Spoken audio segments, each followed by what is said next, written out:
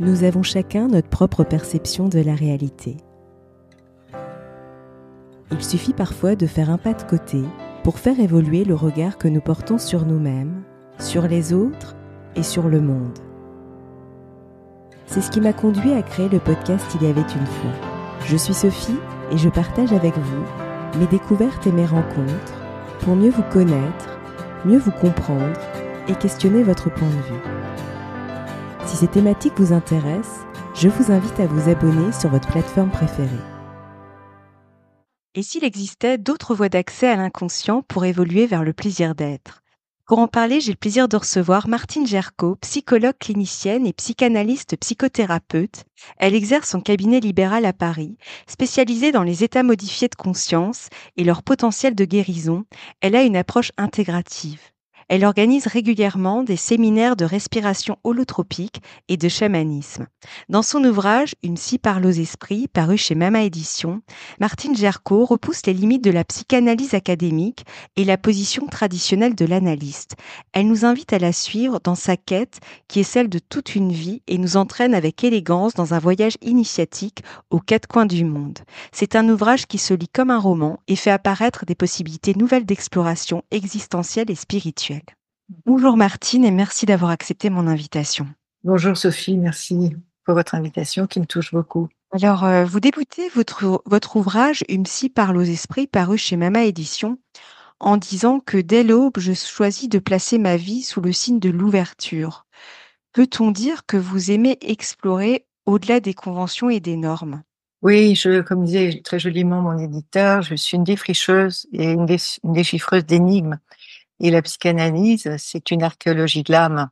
C'est aller découvrir dans nos méandres ce que notre terre héberge et ce que l'on habite. Et je crois avoir fait mienne cette phrase de Freud. Il a écrit dans une lettre ouverte aux membres du Mnébrit, c'est une association juive une sorte de franc-maçonnerie juive, le 6 mai 1926. Et elle m'a beaucoup, beaucoup touchée parce que j'ai pu voir beaucoup de confluence entre ce qu'il affirme et moi-même, mes origines. Parce que j'étais juive, je me suis trouvée libérée de bien des préjugés qui limitent chez les autres l'emploi de leur intelligence. En tant que juif, j'étais prêt à passer dans l'opposition et à renoncer à m'entendre avec la plupart de la majorité. Et je crois que ça a été un peu mon parcours, c'est-à-dire que j'ai une formation, je suis psychologue clinicienne, je suis psychanalyste, j'ai fait une analyse qui est interminable parce que je travaille toujours sur moi après. J'ai commencé à l'âge de 20 ans et j'ai un certain âge maintenant, mais c'est un travail non-stop.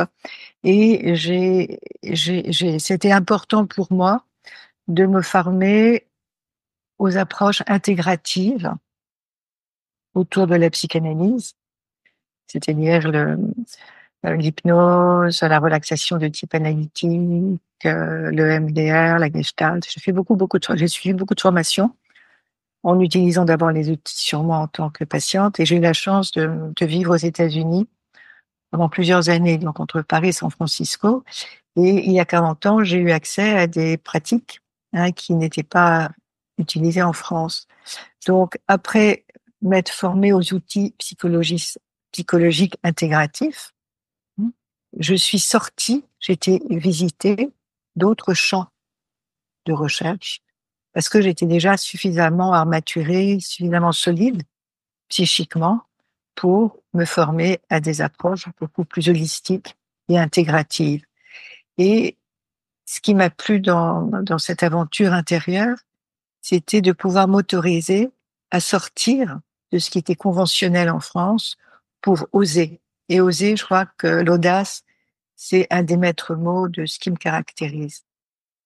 Ne pas rester dans ce qui est dominant, dans ce qui est conservateur, mais pouvoir ouvrir d'autres voies. Et c'est ça le titre de mon livre, Une psy parle aux esprits. C'est aux esprits ouverts. Je fais pas tourner les tables, je parle pas aux morts. Je m'adresse aux personnes qui sont prêtes à ouvrir leurs portes pour trouver autre chose. C'est ce que je trouve très intéressant dans votre ouvrage justement et d'ailleurs, vous alliez psychanalyse et chamanisme qui peuvent, d'emblée, sembler opposés et justement comment ces 2 approches peuvent-elles se rejoindre finalement? Alors, quand je parle du chamanisme, c'est pas le chamanisme mongol ou amazonien. D'ailleurs, j'ai fait un stage ce week-end dernier avec une chamane mongole et il est évident que sa pratique est complètement différente du psychochamanisme auquel j'ai été formée auprès de Michael Harner, qui était un anthropologue américain et qui a su créer un corpus à partir des pratiques traditionnelles, mais un corpus qui est destiné aux Occidentaux. Donc, ce qui me fait dire que on peut pas être chaman dans notre société occidentale comme on l'est dans les sociétés premières, et que le néo-chamanisme, hein, c'est une voie d'accès à l'inconscient à partir d'une autre technique qui est la technique de la frappe du tambour. Hein. Le praticien, d'ailleurs Michael Harner et Sandra Engelman, c'est une autre grande praticienne, disent toujours que nous ne sommes pas des chamans, nous sommes des praticiens du chamanisme. On est d'abord des thérapeutes. Hein. Le chaman, au départ, c'est un guérisseur.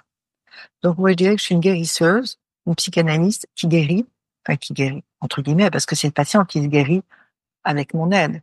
Mais nous sommes le mot qui me plaît, c'est healer, le guérisseur, mais au sens traditionnel. Le guérisseur, il est là pour aider le patient à ouvrir une porte, mais ensuite, c'est au patient de faire le travail. Et je dirais que ma pratique chamanique, c'est une approche psycho-chamanique. Et les questions que je me pose maintenant, c'est les mondes auxquels on a accès, ce sont les mondes du rêve, mais le rêve avec un grand R, le monde de l'imaginal, qui va au-delà du monde imaginaire. Et c'est vrai que cette approche, elle ne peut être exercée rigoureusement que par des psychothérapeutes qui ont accès à des perspectives spirituelles, qui ont une voie spirituelle dans leur propre vie. Parce que sinon, ça paraît être un petit peu trop manichéen, être un petit peu une technique appliquée sans âme, en fait. Et il faut savoir que il faut vraiment sortir de la croyance que le chamanisme, tel que nous le pratiquons, nous, va guérir. C'est le patient qui se prend en charge. C'est-à-dire que nous, on va pouvoir faire un soin chamanique, mais ensuite, c'est au patient d'intégrer le soin qui lui a été fait dans sa vie courante. Le recouvrement d'âme, par exemple. Mmh. Si vous voulez, on en parlera tout à l'heure, mais il n'y a pas de miracle et ça ne remplace ni un soin médical, ni une psychothérapie. C'est un apport complémentaire. C'est-à-dire que le soin chamanique va s'adresser à l'âme, à notre conscience supérieure. Mais c'est indissociable aussi du travail psychologique que l'on doit faire sur soi. D'ailleurs, psychologie, c'est le langage de l'âme. Hein. Psychologie, psycho, c'est psyché, c'est l'âme. Ouais. Donc c'est indissociable. Ça, on en reparlera un petit peu plus tout à l'heure. Mais avant, j'aimerais aborder une autre notion avec vous. Dans votre ouvrage, vous parlez de votre rencontre avec, Stanislav Grof et de la respiration holotropique. Pourriez-vous nous parler un petit peu de cette rencontre et de cette découverte? Moi, c'est une rencontre très, très particulière, je dirais complètement transpersonnelle. J'ai eu la chance de pouvoir débuter mon métier très tôt et je l'ai commencé, j'étais psy à 31 ans ou 32 ans. Et puis 5 ans après avoir débuté ma pratique psychanalytique, je reçois chez moi, et ça c'est incroyable, c'est comme les cailloux du Petit Pousset, il y a tout un chemin qui se trace jusqu'à ce que je sois prête pour le rencontrer. Et je reçois chez moi un flyer, un petit, ça fait un petit document annonçant la venue de Stan Grof, psychiatre, psychanalyste américain, en France autour d'un séminaire Mort et Renaissance. Alors, moi, ce sont des thématiques qui m'ont toujours intéressée. Je suis Verseau Scorpion, je ne sais pas si vous connaissez un peu l'astrologie. Et le Scorpion, c'est le signe de l'inconscient, c'est aussi mort et renaissance. Mmh. Comment on renaît de ses cendres et puis faire une analyse ou une psychothérapie, c'est renaître de ses cendres, hein, c'est l'envol du phénix. Et j'étais très, très, très, très attirée par ce stage. Mais je m'estimais pas encore suffisamment construite en moi-même, dans ma pratique, pour me former à cette approche qui me paraissait absolument extraordinaire. Donc la respiration holotropique. Et puis quelques années ont passé et je suis allée souvent à Esalen, en Californie, me former à la bioénergie. Esalen, c'est un centre de développement du potentiel humain qui se trouve sur le Pacifique. Et c'est à Big Sur.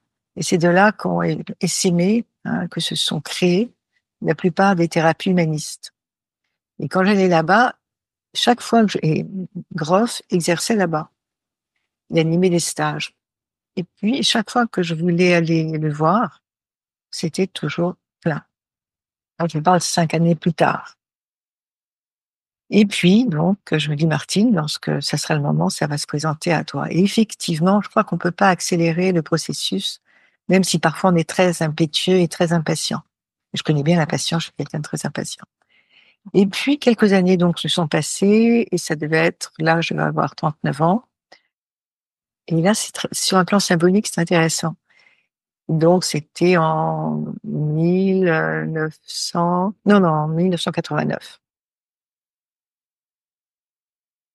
Et je faisais partie d'une équipe de recherche autour des expériences de mort imminente dans une association qui s'appelait IANDS, IANDS, qui veut dire en anglais International Association for Near Death States, association internationale autour des expériences de mort imminente. À l'époque, personne n'en parlait. Je parle il y a euh, presque 30 ans. Personne n'en parlait. Non, il y a plus que 30 ans, il y a 35 ans. Et même les psychiatres étaient complètement hostiles à cela. Et en fait, vous savez ce que c'est l'EMI, l'expérience de mort imminente? Bien Hein. sûr, ouais. Je ne sais pas si je l'explique. Donc, c'est les patients qui sont dits cliniquement morts, mais qui ne sont pas morts et qui vivent des expériences de décorporation, des expériences de rencontre avec des guides. Et lorsqu'ils reviennent à la vie, leur vie est complètement transformée par cette expérience. Mm. Et lorsqu'ils vous relatent ces expériences, ils sont pas fous, ils sont pas psychotiques, ils sont pas enfermés, ils demeurent complètement fonctionnels, opérationnels dans leur vie, mais simplement leur conscience est ouverte. Et je vois, donc on était en train de travailler, de réfléchir autour du concept de mort imminente, et je vois un document, un petit prospectus, 6 stages de respiration holotropique, et après les travaux de Stan Grof, tel jour, tel endroit. Et là, je me suis dit, Martine, Mm. tu commences à avoir de la bouteille, c'est le moment. Ça, j'en parle, je parle de la genèse de ma rencontre dans mon bouquin. Mm. Et donc, je me suis inscrite.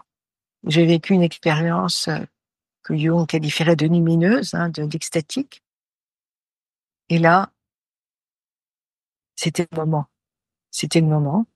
Donc, après cette expérience, je me suis inscrite aux États-Unis à la formation qui durait sur 3 ans, à raison de plusieurs stages aux États-Unis. J'ai fait ma formation aux États-Unis. Et quand j'ai vu Groff, je me souviens, je suis arrivée dans la salle de restaurant, enfin la grande salle de stage où on se réunissait, où il nous accueillait. Je l'ai vu de loin, de dos. C'était incroyable. Je n'avais jamais vu de photo de Groff. Simplement, quand j'avais lu son nom, les 4 lettres de son nom, ça avait fait tilt. Je savais quelque chose. Et lorsque j'ai été prête, ben, j'ai rencontré le maître, entre guillemets, lorsque l'élève est prêt, le maître arrive. Alors que Groff, il se positionne pas du tout dans la posture du maître. Et j'ai vu de dos, c'était une immense, ça fait presque 2 mètres, comme un ours. J'ai dit, mais je connais ce dos, je connais ce corps. Donc, je suis allée lui dire bonjour. J'étais très, très, très émue. Et je lui dis, mais Stan, j'ai l'impression qu'on se connaît. Mais bien sûr qu'on se connaît. On se connaissait, je sais pas si vous croyez, dans les vies antérieures. Maintenant, après tellement d'années d'expérience, maintenant, j'ose dire les mots. Effectivement, ma rencontre avec lui, c'était une rencontre qui a dépassé toutes les rencontres. C'est-à-dire, c'était, comme disait Grèce, mon daimon, c'était mon initiateur, mon maître, mais maître au sens antique, pas celui qui va vous mettre sous emprise. Et j'ai pu, auprès de lui, vérifier tellement de choses. Et puis, ça m'a permis, donc la respiration holotropique, m'a permis aussi d'aller beaucoup plus loin en moi-même, puisque la respiration holotropique travaille avec la dimension du souffle, un souffle hyper accéléré, hyper ventilé, accompagné de musique. Et les portes de la perception s'ouvrent, vous rentrez dans un état de conscience élargi dans lequel vous avez accès à différents types d'expériences. Voilà. Et holotropique, ça vient du mot holos, hein, c'est-à-dire l'entièreté.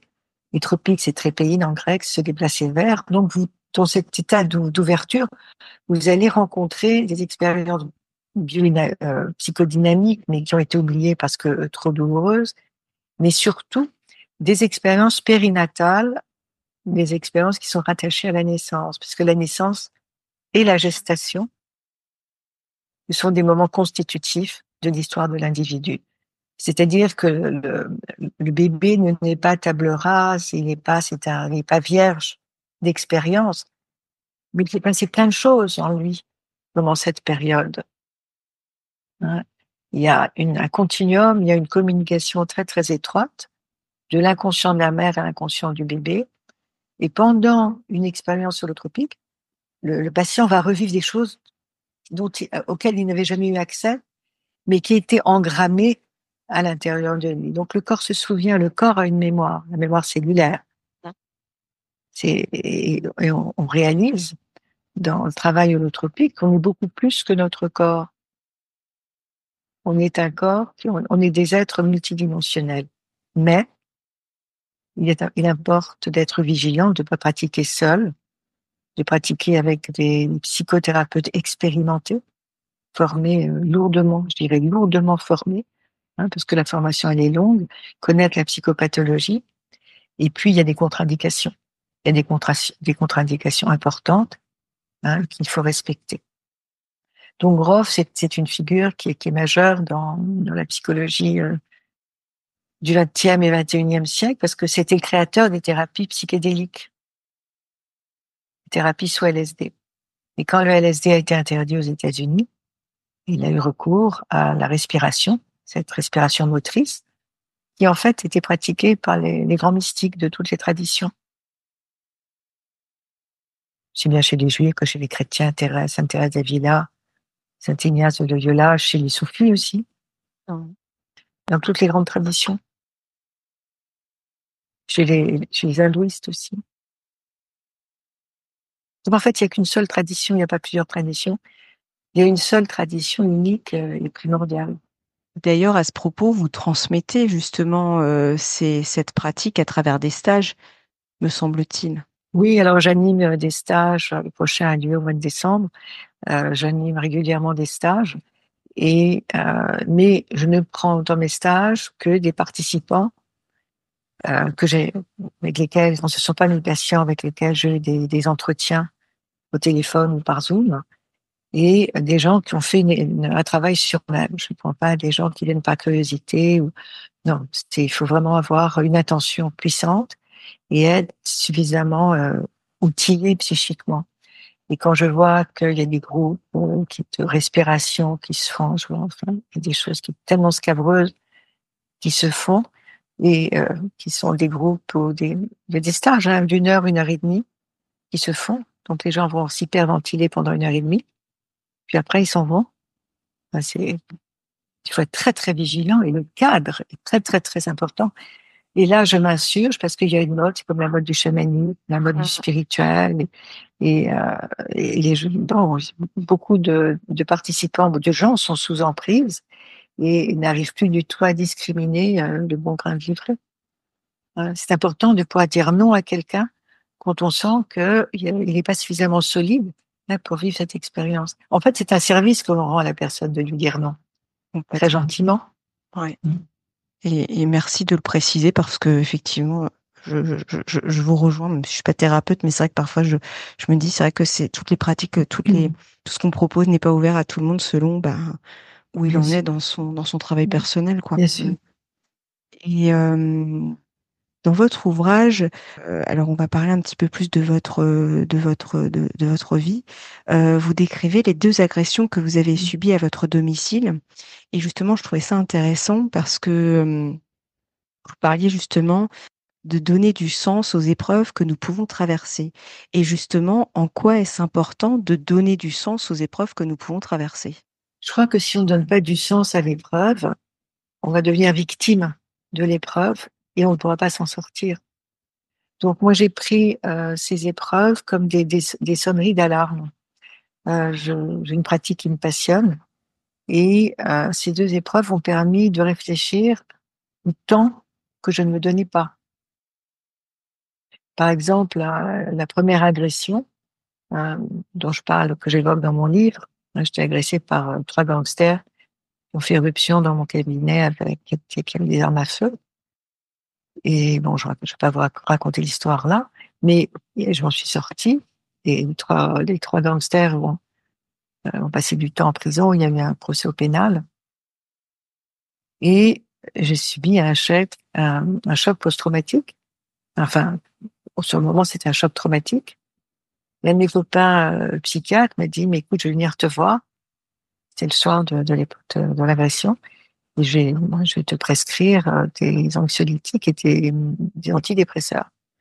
J'ai dit, Pierre, tu connais ma pratique, tu connais mon intérêt pour le chamanisme. Je vais prendre mon tambour et je vais demander comment je peux me guérir. Et ça, c'est extraordinaire. C'est ça la pratique chamanique pour l'occidental. Alors, on peut se poser la question, qui donne les réponses? Donc, j'ai invoqué l'univers, j'ai invoqué les forces spirituelles. Mmh. Et j'ai posé cette question, comment puis-je me guérir? Et j'ai entendu pain. Je vivais à l'époque avec un anglais. Pain, paint et pain en français. Et j'habitais dans le 6e, rue Notre-Dame-des-Champs, rue Notre-Dame-des-Champs, à côté de la rue de la Grande-Chaumière. Je me suis dit, c'est le moment de mettre en œuvre la réponse. Alors que j'avais jamais tenu un pinceau, je savais pas dessiner, je sais toujours pas dessiner. Et je suis allée acheter du matériel.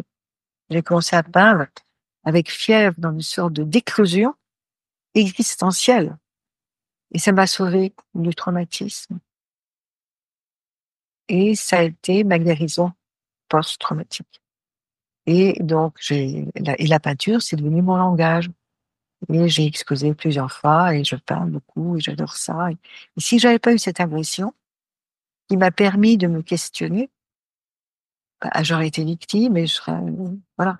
C'est-à-dire donner du sens à l'épreuve, c'est donner du sens pour que s'ouvre une nouvelle vie. Elle nous donne, maintenant c'est le moment. Je donne du sens à l'épreuve parce qu'une nouvelle vie peut commencer. Sinon, ben vous vous rétamez complètement. Je veux dire, être agressé par trois hommes, dont un, du mec exprès parce que c'est vraiment trivial, hein, a pointé son revolver contre ma tempe. Et la deuxième agression, donc j'ai peint. Et j'enseigne maintenant à peindre en état de conscience modifié. Il y a des gens qui savent pas dessiner ni peindre, mais qui sentent qu'il y a une puissance à l'intérieur d'eux qu'ils aimeraient développer, mais ils savent pas comment s'y prendre. Donc, j'apprends aux participants, ça c'est quelque chose que j'adore, c'est très ludique, à rencontrer un animal totem. Un animal totem dans la tradition chamanique, c'est un guide. Donc, je leur apprends à rencontrer un animal totem. Je ne vais pas vous faire un cours là-dessus. Le chamanisme serait trop long. Et une fois qu'ils sont rencontrés leur animal totem, je leur demande de danser l'animal totem et de se laisser incorporer par cette force primale. Mmh. Et ils vont peindre. Ce que j'ai oublié de vous dire, c'est qu'avant la découverte de l'animal totem, je leur avais demandé de se dessiner eux-mêmes ou de dessiner un animal dont ils étaient proches. Mais c'est des dessins il y a rien. Enfin, je veux dire, c'est peu élaboré, c'est timide, c'est absolument pas expressif. Et dès lors qu'ils rencontrent l'animal totem et que je leur demande, ben, essayez de vous dessiner comme vous avez fait préalablement avant la rencontre de l'animal totem. C'est pas de se dessiner, c'est de se peindre ou bien peindre l'animal que vous avez rencontré ou celui que vous aviez peint auparavant. On dit, mais c'est inimaginable. Mmh. Ça jaillit, c'est pulsionnel, il y a du souffle, il y a de la vie, il y a de l'animation. Ça explose, il y a quelque chose qui éclose à donner corps à une éclosion artistique. Et ça prend très peu de temps. Et ils vont continuer très souvent, ce qu'ils ont dit. Bien sûr, parce que si vous faites un stage sans le poursuivre après, c'est dommage que ça reste lettre morte. Ouais. Hein? Mais c'est une initiation de quelque chose qui se met en marche. C'est ça l'initiation. C'est le début. Hein. On initie un processus qui était latent, mais qui ne pouvait pas germer, qui ne pouvait pas maturer parce que vous ne vous donniez pas l'autorisation. C'est ça. Il y a quelque chose qui me vient par rapport justement à ce que vous appelez ce pinceau chaman, si je me trompe pas. Mhm. Finalement, c'est aussi se reconnecter en fait à ses instincts de vie. En fait, en vous écoutant, c'est ce qui me venait aussi. C'est Mhm. finalement exprimer ce qui jaillit, mais sans, j'allais dire, je sais pas si on débranche le mental, mais en tout cas, il est de côté en fait, et on se reconnecte vraiment à. J'ai cette image de pulsion de vie en fait, Tout à fait. d'instinct de vie. Absolument, puisque lorsque je peins ou lorsque les participants peignent, mais ça va très très vite, la main va très très vite. Et c'est votre instinct, c'est votre force spirituelle, votre force créatrice. Hein, c'est l'élan créateur qui s'exprime. Quand on crée pas en réfléchissant. Le peintre, l'artiste, il va pas réfléchir en disant tiens, qu'est-ce que je vais peindre. Non, c'est quelque chose qui sort. Hein, c'est instantané. Alors, je parle pas des constructivistes, des peintres constructivistes, mais la source, elle jaillit, hein, de quelque chose qu'on ne connaît pas, qu'on ne connaît pas cognitivement. Hein. Mais la source peut jaillir justement quand vous êtes dans cet état de réceptivité. À ce moment-là, vous devenez le véhicule entre la matière, hein, la peinture, et puis cette transcendance qui vous traverse. C'est un peu ce qu'Isora Duncan, cette danseuse américaine. Mm. Elle disait, bon, elle était contre les apprentissages très longs, elle était pour l'inspiration, elle avait une danse très, très inspirée, qui n'était pas du tout académique. Et la créativité, je pense elle ne s'origine pas de l'académisme. Parce que l'académisme, souvent, ça ligote parce qu'on a peur de le quitter, de peur de faire des erreurs. C'est ça. Ouais. Ouais. Et puis on est dans le contrôle finalement aussi, ouais. Ouais, Mm. ouais, ouais. Et justement, si je fais le lien avec le début de notre échange, vous dites dans votre ouvrage que certains patients pensent qu'une intervention comme une extraction ou un recouvrement d'âme leur permettra de se ressentir à nouveau entier. Pourquoi est-ce une illusion et pourquoi faut-il aller encore plus loin, j'allais dire, dans cette investigation personnelle, introspective? Alors, moi, je pratique un recouvrement d'âme. Encore faut-il que la personne croit, hein, en cela. C'est comme lorsqu'on va voir un médium, si on ne croit pas, ou comme quand on vient faire un stage ou une thérapie sur la demande d'un parent ou d'un époux. Bon, j'ai par curiosité, mais vous savez, j'y crois pas. Donc, c'est l'être morte, hein, c'est pas la peine de. Donc, il faut déjà que le patient adhère à cela. Sachant que quand je fais un recouvrement d'âme, en fait, j'opère sur une dissociation. C'est-à-dire le recouvrement d'âme, le patient souffre de non-souvenir, d'amnésie, souvent post-traumatique. Alors, le sujet a pu avoir été violé, perdu un parent quand il était très très jeune. Et d'ailleurs, dans mon livre, je raconte le cas d'une patiente à qui j'ai fait un recouvrement d'âme. Elle s'appelle Annabella. Elle avait perdu sa mère quand elle était très très jeune et elle était complètement dévitalisée. Donc, une partie, je raconte aussi l'histoire dans mon bouquin, donc elle vivait avec une partie d'elle-même qui n'était plus là. Donc, quand sa mère est morte, donc elle avait 5 ans, sa mère est morte, en donnant naissance à une petite sœur qui est morte. Donc, ma patiente Annabella n'a pas vu revenir sa mère de la maternité et le bébé non plus. Donc, quand sa mère est morte, il y a une partie d'elle qui est partie. Et elle s'est dissociée. C'est-à-dire, la souffrance était telle que elle a fait comme si rien ne s'était passé. Mais, quand elle est devenue adulte, elle a choisi d'être peintre comme sa mère et de signer du nom de sa mère. Donc, le traumatisme, elle l'a mis de côté, en opérant un déni, puisque elle signait du nom de sa mère, du nom d'artiste de sa mère. Ses œuvres étaient creuses, mortes, dévitalisées.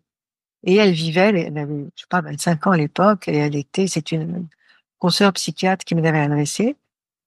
Et donc, j'ai opéré, j'ai fait un recouvrement d'âme. Donc, je l'ai ramené, enfin, je sais pas, donc j'ai été chercher cette petite fille qui s'était absentée, qui était partie au loin, et je la lui ai réintégrée. Donc, c'était en groupe, c'était pendant une séance de respiration holotropique durant un stage, et j'ai opéré un recouvrement d'âme. Et le stage s'est terminé, elle allait très bien. Quelque temps après, j'appelle sa psychiatre et je lui demande: «Est-ce que vous avez eu des nouvelles d'Annabella?» Elle dit: «Non, non, après le stage, je ne l'ai plus revue». J'étais très intriguée quand même. Plusieurs années ont passé. Et il y a 4 ou 5 ans, donc une quinzaine d'années après, donc il y a 4-5 ans, quelqu'un m'appelle, une voix féminine: «Bonjour, Martine Lerco», et cetera. Je dis: «Oui, oui, qui êtes-vous?» Je suis Annabella, vous vous souvenez? Le stage de respiration holotropique, le recouvrement d'âme? Elle me dit: «Mais ça m'a sauvé la vie. Je voulais vous dire que je suis maintenant kinésiologue, je suis mariée, j'ai un enfant». Donc elle n'avait pas de vie amoureuse, pas de vie sexuelle. Voilà, elle était dévitalisée. Mais elle a fait un travail après. Si vous faites un recouvrement d'âme sur quelqu'un et qui s'en remet passivement sans faire ensuite un travail d'intégration et travailler sur le traumatisme, ça sert à rien. Ça ne sert à rien. Et hier, quand j'ai fait ce stage avec la chamane Bol, elle le disait aussi. Si moi, je vais vous donner des informations, euh, parfois qui sont des conseils de vie, qui sont délivrés par son esprit. Mais si vous ne suivez pas ce que je vous dis et si ça ne fait pas sens pour vous, c'est pas la peine. Vous gardez votre libre arbitre. Mmh. Donc, le travail, ce que j'ai rapporté à Annabella, cette partie manquante, cette dissociation, hein, sur laquelle j'ai opéré, pour qu'elle se retrouve dans son entièreté, si elle ne travaille pas à cela, ça sert à rien. Mmh. Il n'y a pas de magie. Je veux dire que, en fait, le travail que je propose à mes patients, c'est de les aider à être leur propre chaman, entre guillemets, c'est-à-dire à être leur propre thérapeute, leur propre guérisseur, et à ne plus être sous l'emprise des tiers. C'est ça, c'est trouver sa liberté intérieure. En fait, finalement, vous venez en soutien. Vous êtes à côté en accompagnement pour guider la personne, mais effectivement, la personne reste actrice, j'allais dire, dans le processus, thérapeutique, quoi. Et ça, je m'en suis rendu compte, si vous voulez, pour moi, ça a été très criant lors de ma deuxième agression, puisque la suite de cette agression, bon, j'étais menacée d'un poignard, j'étais obligée de me jeter par la fenêtre pour échapper au poignard, enfin bref, toute une histoire. Et quand je suis tombée, ben, je me suis brisé différentes parties de mon corps, hein. Euh, et j'ai été opérée plusieurs fois et les chirurgiens m'ont dit: «Martine, il faudra beaucoup de courage pour que vous puissiez retrouver votre mobilité». Bon, alors je suis pleine de métal, mais personne ne peut voir que j'étais polyhandicapée après mes opérations. Mais cette appétence de la vie, ces ressources, hein, que je suis allée puiser en moi, ont fait que, bon, elles ont allumé et alimenté ma résilience. Et puis, bah, j'ai puisé ce qui me restait de désir de vie, pas de désir parce que je désirais vivre, mais d'instinct de vie, hein. Et on est souvent, on vit des moments de découragement. Et la guérison, elle ne surgit pas comme ça. Mais ça m'a donné ça m'a permis ce temps à nouveau, de me donner du temps et de me découvrir autre aussi, parce que je pensais que j'étais pas vulnérable, ben j'étais vulnérable, j'étais sacrément vulnérable, hein. Mais ça a rallumé quelque chose de moi que je ne connaissais pas. Le fait que souvent on a hâte de guérir. Les gens me demandent: «Mais combien de temps ça va durer ma psychothérapie? Et combien de séances de respiration holotropique il faudra?» Mais j'en sais rien. Et quand vous vous cassez les os, ben il y a rien qui va accélérer le processus de guérison de l'os. C'est le temps, la dimension du temps, qui va faire que l'os va pouvoir se resolidifier. Et j'ai appris la patience. Donc, je crois que ce qui nous arrive nous permet aussi de travailler sur nos propres lacunes, la patience. Le temps, pour moi, c'est une dimension très, très difficile. C'était, maintenant j'ai appris à coopérer davantage avec lui, mais c'était quelque chose de très compliqué. Donc, cette deuxième agression, ça m'a appris à, à voir aussi la vie différemment. On arrive à avoir plus d'acceptation, hein, de notre vulnérabilité, d'acceptation de notre fragilité, et puis quoi faire de ce temps pour que ça soit un temps fructueux, un temps, un temps qui permet aussi la libération, toujours, du fameux potentiel que l'on a en nous. Et moi, ça m'a permis de mettre à jour mon bouquin, Mmh. de l'écrire, de le mettre en forme, hein, puisque mon agression a eu lieu en 2016 et le bouquin est sorti en 2019. Donc, ça libère du potentiel. D'ailleurs, dans le mot maladie, euh, si on fait l'anagramme, Mmh. qu'a dit le mal, Mmh. mal a dit, ou bien que dit l'âme. Et la maladie, dans le chamanisme, c'est une perte de l'âme. Et puisqu'on parle du chamanisme, et que dans la tradition chamanisme, quand on veut, enfin quand on veut, on est censé être chaman, d'abord vous devez être reconnu par le clan, ou bien passer par des épisodes de démembrement, de maladie, dont vous allez sortir victorieux, et à ce moment-là, vous êtes reconnu vous-même comme guérisseur, puisque vous allez pu vous guérir. Hein, donc la maladie. Alors évidemment, il y a des maladies terrifiantes dont on ne peut pas sortir. Je pense aux maladies neurodégénératives. Là, il y a pas d'espoir de rémission. Et encore, pourquoi quelqu'un qui est très, très, très dans le contrôle va-t-il avoir une maladie d'Alzheimer? Mais bon, ça, c'est pas mon domaine. Mais les maladies neurodégénératives, c'est quelque chose de terrible. Hein. Mmh. Et la médecine est impuissante par rapport à. Ça, c'est le fléau de notre époque. Ouais, effectivement. Mm. Et dans votre ouvrage, vous parlez aussi de la psychophanie. Pourriez-vous nous en dire un peu plus? Alors, psychophanie, c'est une méthode qui m'a toujours beaucoup intriguée parce que, bon, elle a été créée par une orthophoniste, enfin, elle a été introduite en France par Anne-Marguerite Vexio, qui était une orthophoniste française, et elle a été créée en Australie par, s'appelle Rosemary Crossley, dans les années 80. Et ce qui est intéressant, c'est qu'en 1985, un prix Nobel de physique suédois a eu en rêve aussi cette technique pour s'occuper de son fils qui était autiste. Mais ce qui était intéressant, c'est que lorsque Rosemary Crossley a eu en rêve aussi cette méthode, elle ne s'est pas diffusée dans le monde entier. Vous savez, parfois les chercheurs gardent pour eux leurs recherches jusqu'à ce qu'elles puissent porter leurs fruits. Hein. Surtout que c'est une méthode qui est très particulière au départ. Donc, ça s'appelle communication aussi, ça s'appelle communication facilitée. Le thérapeute va poser sa main sur celle du patient et le patient va taper des mots. Et le livre, un des livres d'Anne-Marguerite Vexio, c'est Ta main pour parler. Maintenant, ça n'est plus la peine de toucher le patient. Le patient est en face de moi et je me connecte à lui. En fait, c'est une communication des inconscients.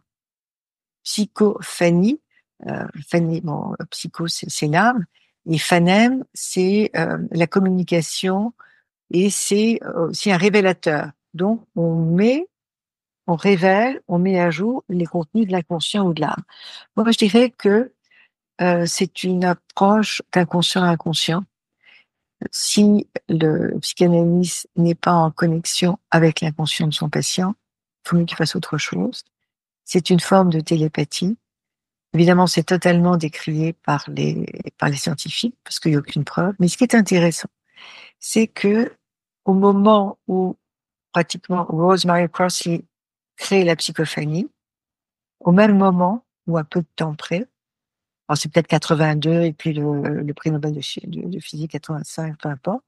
Mais ils sont sur un tissu d'information dans l'état du rêve qui va leur donner accès au même type de méthode. C'est ce qu'on appelle les résonances morphiques ou les champs morphogénétiques. C'est-à-dire qu'il y a autour de nous tout un tissu d'informations auquel on peut avoir accès dans un état de conscience élargi. Le rêve, par exemple. Poincaré, il a trouvé son théorème dans un rêve, le théorème de Poincaré. Donc le rêve nous donne des informations, et c'est pour ça que Freud disait que le rêve, c'était la voie royale pour avoir accès à son inconscient. Et ce qui est extraordinaire, c'est que à ce moment-là, le patient va souvent donner des informations dont il n'avait absolument pas la conscience et que le thérapeute va frapper sur les touches de son clavier. Et un jour, j'ai dit à mes patients, là, la séance s'est terminée, par un mot qu'il avait l'habitude de dire à sa femme, dans l'intimité, mais qu'il n'avait jamais dit, évidemment. On travaillait sur la relation amoureuse avec sa femme, et puis à la fin, le dernier mot, c'était un mot qu'il avait l'habitude de dire à sa femme, où j'ai été épuisée dans l'inconscient du patient. Et il y a un livre comment j'ai rencontré, alors, comment j'ai été captivée par cette approche, c'était en lisant un livre d'Anaël Shimoni, qui est une petite autiste, juive séfarade, et qui s'appelait, je crois, le livre, c'est le livre d'Anaël. Et je me souviens, chez Virgin, Megastore, j'attendais un ami et j'étais au rayon développement personnel et ésotérisme.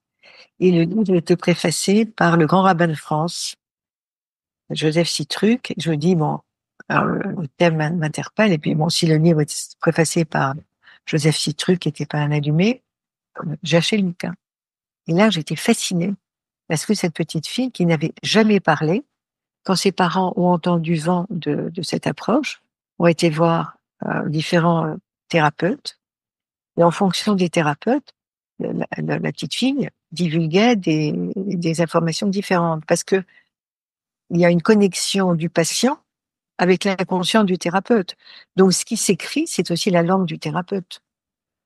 Son vocabulaire, sa syntaxe. Donc, c'est très intéressant. Donc, le matériel est donné par le patient à travers le langage que véhicule le thérapeute. Moi, j'adore écrire, j'ai une facilité pour l'écriture.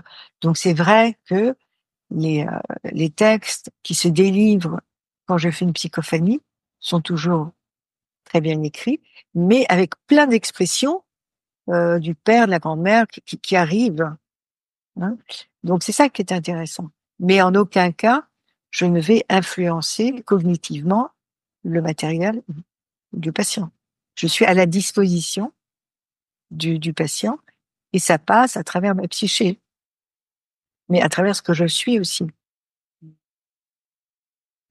Mon père a une maladie neurodégénérative et il ne pouvait plus s'exprimer. Et donc, j'ai fait appel à une psychophoniste qui ne le connaissait pas, qui est venue chez moi. Mon père, j'avais été le chercher, il est venu chez moi et la psychophoniste s'est déplacée.